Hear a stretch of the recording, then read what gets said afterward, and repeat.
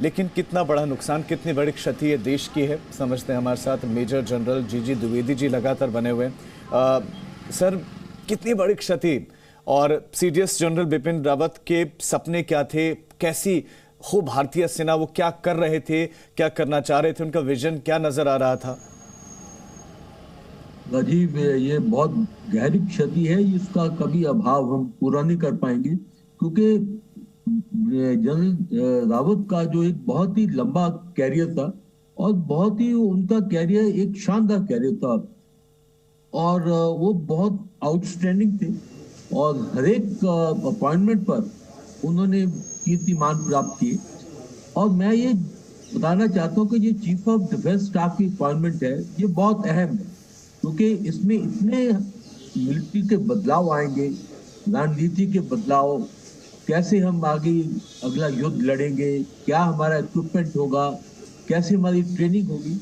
ये एक कहते हैं कि गेम चेंजिंग थी, यानी कि एक कॉर्नर स्टोन था हमारा।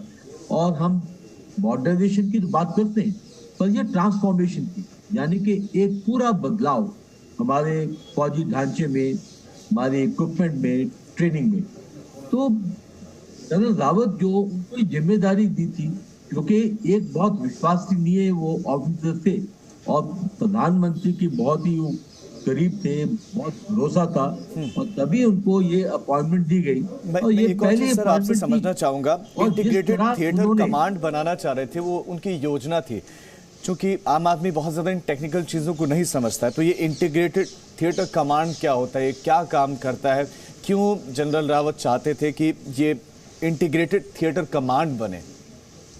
बहुत अच्छा राजीव सवाल पूछा। देखो, अभी क्या है कि हमारी जो थिएटर, यानी कि जहां जहां हमारे जैसे नॉर्दर्न थिएटर है कश्मीर के अंदर, ईस्टर्न थिएटर है अरुणाचल के पास, तो ये जो थिएटर है ये अलग अलग फौज के हैं, यानी कि यहाँ तो आर्मी वहां पर है, जैसे नेवी के थिएटर है वो साउथ में है, जैसे वेस्टर्न थिएटर है, ईस्टर्न थिएटर है। तो अभी क्या है कि हमारी फौजें अलग अलग लड़ती हैं, हाँ लड़ाई में वो इकट्ठी आती हैं, पर उनकी इंटीग्रेशन इतनी मजबूत नहीं है। तो एक स्ट्रक्चर बनाना चाहते थे जिसमें एक थिएटर में तीनों फौजें जैसे वो मिल के लड़े, वो स्ट्रक्चरल तौर पर, ये नहीं कि जब लड़ाई का टाइम आया तो इकट्ठे हो जाए, नहीं। स्ट्रक्चर का भी ये मतलब होता है कि उनकी जो ऑर्गेनाइजेशन है उनमें तीनों, आर्मी, नेवी, एयरफोर्स तीनों शामिल हो। अगर जैसे लैंड फोर्सेस हैं तो वहाँ एयरफोर्स और नेवी, एयरफोर्स और आर्मी वो इकट्ठे मिलकर लड़े, ये स्ट्रक्चर होता है। और दुनिया में जितनी भी आधुनिक फौजें हैं, मैं चाइना में रह चुका हूँ और वहाँ उन्होंने भी थिएटर कमांड बनाए हैं। उनका जो वेस्टर्न थिएटर कमांड है वो पूरा भारत की जो सीमा को देखता है। और जैसे चाइना में 17,000 किलोमीटर उनका बॉर्डर है, सिर्फ 5 थिएटर कमांड है। अभी हमारे देश में 17 कमांड्स हैं, इसमें 7 आर्मी के हैं और एयरफोर्स के 4 हैं, नेवी के हैं, तो ट्रेनिंग कमांड्स हैं। तो ये 17 कमांड को मिला के हम सिर्फ चाहते थे कि 5 से 7 कमांड बने। अभी हमारी इंटीग्रेटेड कमांड जो है वो नेवी की है, फॉर ईस्टर्न कमांड है, तो और एक हमारी स्ट्रेटेजिक कमांड है। तो बाकी जो इसमें मैं समझना चाहूंगा कि जब इसके इंटीग्रेटेड थिएटर कमांड बनाने के फायदे ही फायदे होंगे, तो अब तक क्यों नहीं बन पाए? आज से पहले ये क्यों नहीं बन पाए थे, और कितना वक्त अभी लग सकता था इसको और बनाने में, इंटीग्रेट करने में? देखो राजीव, ये भी बहुत अच्छा प्रश्न आपने पूछा कि ये क्यों 70 साल बाद हुआ। क्योंकि एक पॉलिटिकल विल होती है, इच्छा शक्ति होती है, और उसी के साथ आप बहुत बड़े बड़े बदलाव ला सकते हैं। तो एक तो पॉलिटिकल विल और विजन होना चाहिए, और दूसरा उस विजन को कैसे प्रैक्टिकली करना है वो काबिल लोग होने चाहिए। तो ये प्रधानमंत्री जब मोदी साहब आए, उन्होंने एक नई डायरेक्शन दी, एक विजन दिया कि भाई ये हमें करना है। तो ये पॉलिटिकल विल थी और करने वाले उन्होंने सिलेक्ट किए, और चीफ ऑफ डिफेंस स्टाफ की अपॉइंटमेंट बनी, और उस तहत जनरल रावत जो है उनको नियुक्त की गई। इसके लिए बहुत टाइम लगता है। जैसे अमेरिका, वो बहुत आधुनिक देश है, 1987 में इन्होंने एक गोल्ड वाटर निकलेस एक्ट बनाया था, जिसमें यही इंटीग्रेशन का काम हुआ था, और उनको 10-15 साल लगे। अभी चीन ने 2015 में थिएटर कमांड बनाई है और अभी 5-6 साल हो गए, अभी भी वो पूरी तरह सक्षम नहीं है। तो जब एक बार डिसीजन ली जाएगी उसके बाद ग्राउंड पर काम शुरू होगा और एक थिएटर कमांड को पूरा कायम करने के लिए, सक्षम बनाने के लिए, ऑपरेशन रेडी करने के लिए 5-7 साल लग सकते। तो ये भी एक बहुत लंबा प्रक्रिया है। पहले डिसीजन ली जाएगी कितने थिएटर कमांड बनेगी। अभी हम कह रहे हैं कि 5 बनेंगे, 3 लैंड फोर्सेस, 1 नेवी और 1 एयर फोर्स की होगी। पर ये डिसीजन के बाद जब ग्राउंड पर काम शुरू होगा तो मुझे लगता है कि 4-5 साल लगेंगे इस थिएटर कमांड को बनाने के लिए। पर इसका बहुत फायदा है। इसमें मोटे फायदे ये है कि आप तीनों जो सेनाएं हैं वो इकट्ठी होकर लड़ती हैं, तो एक बहुत ही सिनर्जी पैदा होती है। दूसरा, डिसीजन मेकिंग बहुत तेज होता है, क्योंकि अभी डिसीजन मेकिंग जो 3 जगह बनता है, इसमें डिसीजन मेकिंग एक ही जगह बनता है, एक ही हेडक्वार्टर होता है। और तीसरा जो है कि आप में बहुत एक फ्लेक्सिबिलिटी होती है कि आप एक थिएटर से दूसरे थिएटर में भी अपने फोर्सेस लगा सकते हैं। तो इसका बहुत ही फायदा है और ये बनना ही है। लेकिन अब नई सीडीएस जो बनेंगे उनके सामने चुनौती होगी। सर, मैं लौट रहा हूँ आपके पास, मनीष का एक बार रुख कर लेता हूँ। मनीष, क्या चल रहा है इस वक्त वहाँ पर, कौन कौन अभी पहुँचा है?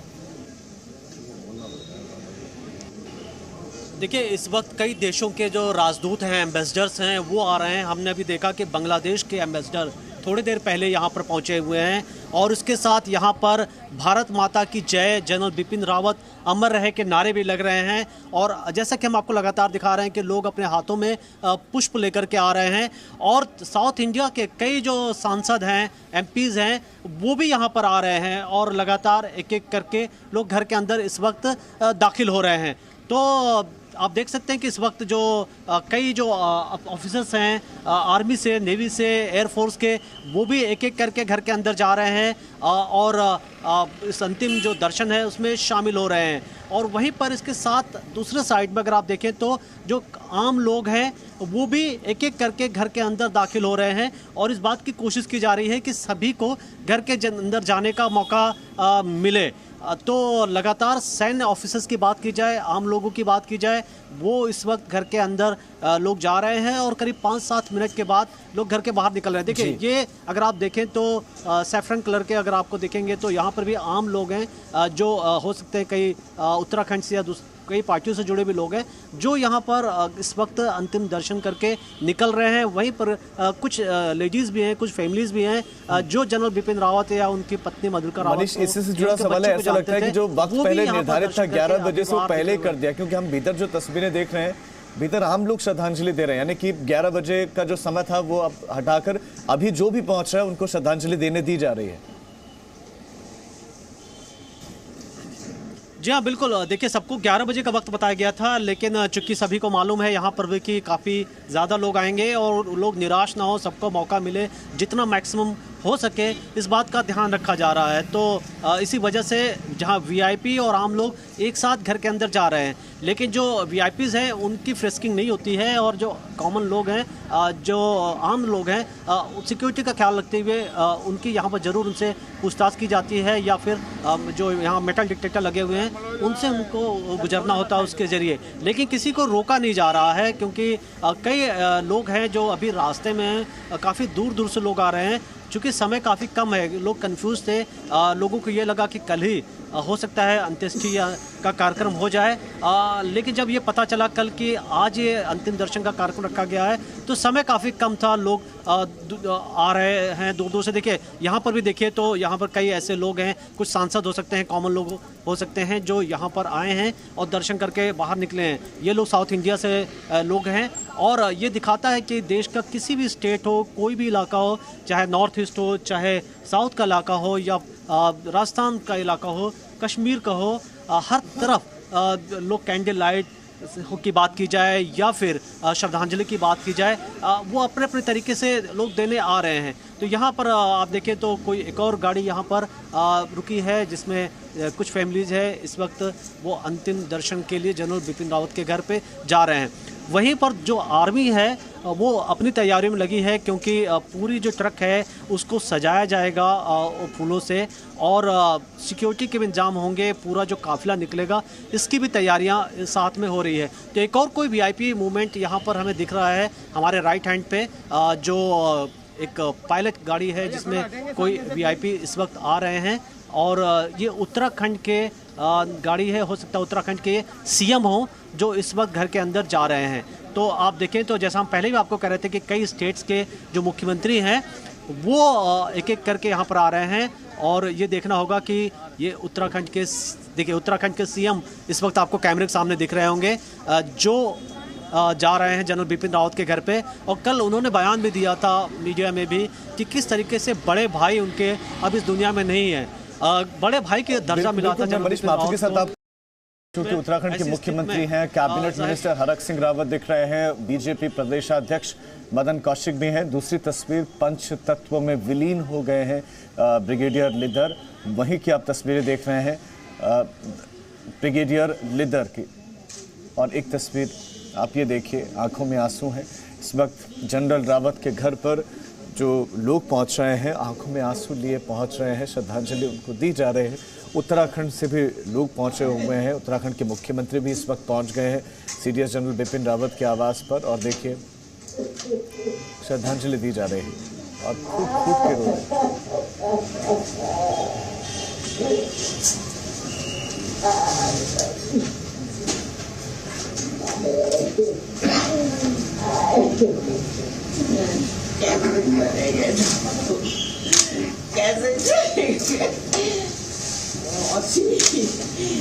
कैसे चलेगा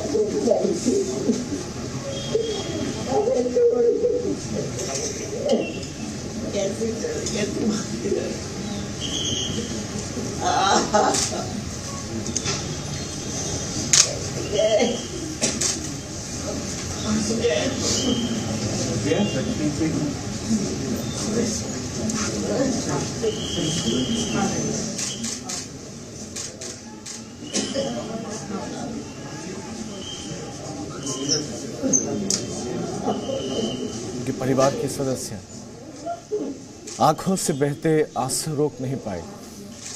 कैसे चले गए, यही तो सब पूछ रहे हैं कि आखिर कैसे चले गए। अभी तो आपको बहुत कुछ करना था, आपसे बहुत उम्मीदें थी और आज सभी की आंखों में आंसू हैं। बहुत सारी उम्मीदें थी और वो उम्मीदें हो भी क्यों ना, काम उन्होंने ऐसा किया कि उनसे उम्मीदें, उनसे अपेक्षाएं बढ़ती चली गई और फिर एक दिन ऐसा आएगा किसी को उम्मीद भी नहीं थी, किसी को उम्मीद नहीं थी। हरीश झा, मनीष शुक्ला हमारे संवाददाता हमारे साथ हैं, मेजर जनरल जीजी द्विवेदी जी हमारे साथ हैं। हरीश झा इस वक्त मौजूद हैं, वो भी सीडीएस जनरल बिपिन रावत के आवास के बाहर मौजूद है। लेकिन इस वक्त तस्वीरें उत्तराखंड के मुख्यमंत्री पुष्कर सिंह धामी उत्तराखंड से अंतिम दर्शनों के लिए पहुंचे हुए हैं, श्रद्धांजलि दे रहे हैं और दोनों को, सीडीएस जनरल बिपिन रावत को और उनकी पत्नी को श्रद्धांजलि। और ये उत्तराखंड के बीजेपी के प्रदेशाध्यक्ष मदन कौशिक, उन्होंने श्रद्धांजलि दी और बिल्कुल उनके पीछे उत्तराखंड के उच्च शिक्षा राज्य मंत्री मौजूद हैं श्रद्धांजलि देने के लिए, धन सिंह रावत। उत्तराखंड से विशेष लगाव, सैण गांव से वो आते हैं और जब अपने घर गए थे वो, तो गांव में ऐसा माहौल था जैसे कोई उत्सव हो।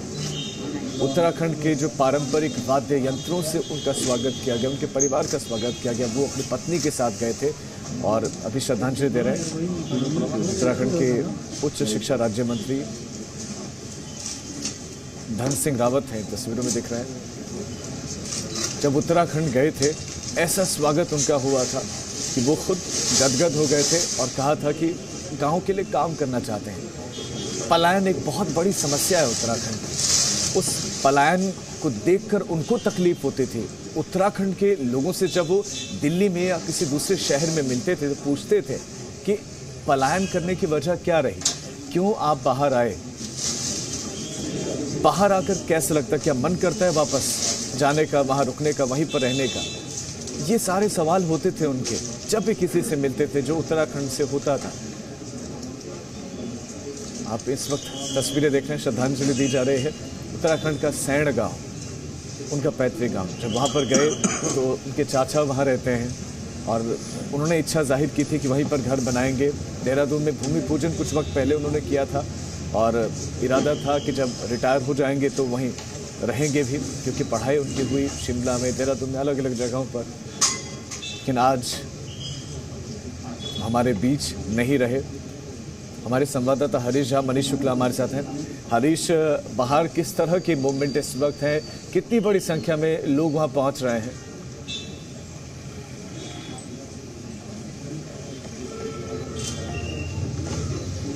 हरीश, मेरी आवाज मिल रही है आपको?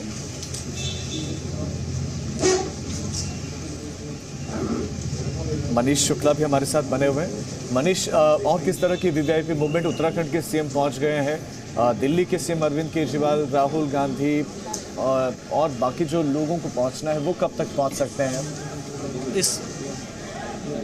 इस वक्त हरीश रावत की आपको तस्वीरें दिख रही होंगी।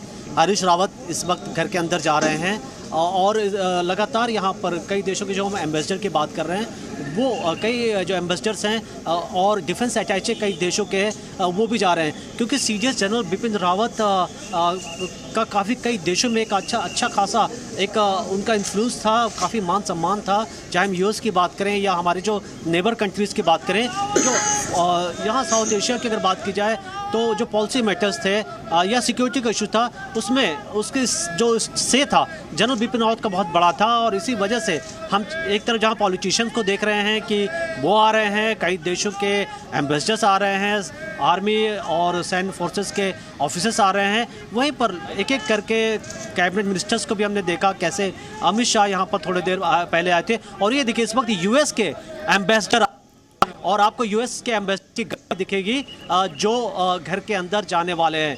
तो लगातार हमने आपको दिखाया कि कैसे विदेशों में, दुनिया के अलग अलग देशों में लोकप्रियता थी जनरल बिपिन रावत की। और यहाँ पर चूँकि काफ़ी सिक्योरिटी मिली हुई है यूएस के एम्बेसडर को, तो जेट प्लस सिक्योरिटी यहाँ पर उनकी, तो सिक्योरिटी जो एक तरफ आपको बाहर दिख रही है और वो अपनी गाड़ियों से उतर के बाहर से पैदल अंदर दाखिल हो रहे हैं। जगह काफ़ी कम है क्योंकि जब भी कोई भी गाड़ी रुकती है अचानक सारी गाड़ियाँ स्लो हो जाती है, ट्रैफिक जाम हो जाता है, तो ये भी देखना होगा। लेकिन जाहिर तौर पर एक एक करके कई देशों के हमने एम्बेसडर्स देखे, चाहे कांग्रेस के लीडर हमने देखे, अभी उत्तराखंड के सीएम अभी भी अंदर है। और उत्तराखंड के सीएम की अगर बात आप करेंगे तो उन्होंने कल भी बात कही थी और पहले भी कई बार बोला है कि जनरल बिपिन रावत उनके बड़े भाई थे और एक विशेष आत्मीय लगाव था। जो भी उत्तराखंड का लोग होंगे, जो भी ऑफिसर्स होंगे या जो नेता होंगे, पॉलिटिशियंस होंगे किसी भी पार्टीज़ के, वो बहुत रिगार्ड करते थे जनरल बिपिन रावत को। एक सच्चे देशभक्त के तौर पर इनको माना जाता था। और यही वजह है कि एक तो क्षेत्र का लगाव, एक ऐसा चेहरा बन जाए, एक ऐसा आइकॉन बन जाए जो एक नेशनल फिगर हो, जिस पर भरोसा हो पूरे देश को कि जब तक जनरल बिपिन रावत हैं, चाहे चाइना हो या पाकिस्तान हो या कोई और दुश्मन हो, हमारा कुछ नहीं कर सकता। जनरल बिपिन रावत ऐसे जनरल थे जो खुल के बोलते थे। आपने देखा कि चाइना के ऊपर उनके कितने टफ स्टैंड थे, खुल के बोलते थे कि नहीं, हमें चाइना से झुकना नहीं है। कई बार हमने जब उनकी ब्रीफिंग अटेंड की तब भी उन्होंने कहा कि चीन से बातचीत तो हो रही है लेकिन हमें ये भी नहीं शो करना है, हम ये ऐसा भी नहीं है कि हम कोई 1962 के वक्त में जो हमारी आर्मी थी अब वो हैं। हमें दुनिया को बताना पड़ेगा कि भारत एक शक्तिशाली देश है, चाहे वो आर्थिक आधार की आप बात कर ले, चाहे सैन्य आधार की बात कर ले। देश अब बहुत आगे जा चुका है, कॉन्फिडेंस लोगों में आना चाहिए। और यही थिंकिंग एनएसए अजीत डोवाल की भी हमने कई बार देखी, जब भी हम उनसे मिलते रहे, जब भी हमने एनएसए डोवाल से मुलाकात की, हमेशा एक प्राइड फील आप करते हैं जब जनरल बिपिन रावत को देखते हैं, एनएसए को देखते हैं। ये देश के रत्न हैं और जिस तरीके से अचानक जनरल बिपिन रावत का जाना और ये जो वैक्यूम, हम जिस वैक्यूम की बात कर रहे हैं, ये भरना बहुत मुश्किल होगा। और ये तस्वीरें दिखाती हैं, ये प्यार दिखाती हैं जनरल बिपिन रावत के लिए, लोगों का, डिप्लोमेट्स का, डिफेंस अटैचेस का, मिलिट्री पर्सनल्स का, कॉमन लोगों का। और आप देखें तो यही वजह है कि जो भी शख्स यहाँ पर खड़ा है उसकी आंखें नम है।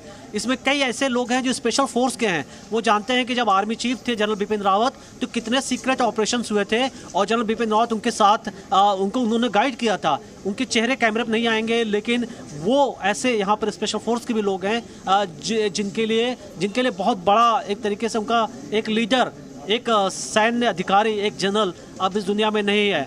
और ये जो कॉन्फिडेंस देता है, देखिए हमने कॉमन लोगों की बात की तो देखिए कॉमन लोग भी आ रहे हैं, हालांकि तस्वीरें आपको थोड़ी बीच बीच में, यहाँ ट्रैफिक काफ़ी है तो कैमरे आपको क्लियर नहीं दिखा पा रहे हैं क्योंकि हम सड़क के दूसरे साइड में खड़े हैं, लेकिन हमें दिखा रहे हैं कि यहाँ पर चाहे क्या आम चाहे क्या खास, सब यहाँ बराबर हैं और सब क्यू में लगे हुए हैं और सब बिल्कुल क्यों में लगे सब यहाँ हैं, दर्शन आम और करना खास चाहते हैं। में हमें आज बताया गया है भेद कि नहीं है। राहुल गांधी भी यहाँ थोड़ी आज देर में भेद ही नहीं पहुंचने है और वाले ये हैं। शख्सियत होती हैं जो इस भेद को मिटाते हैं।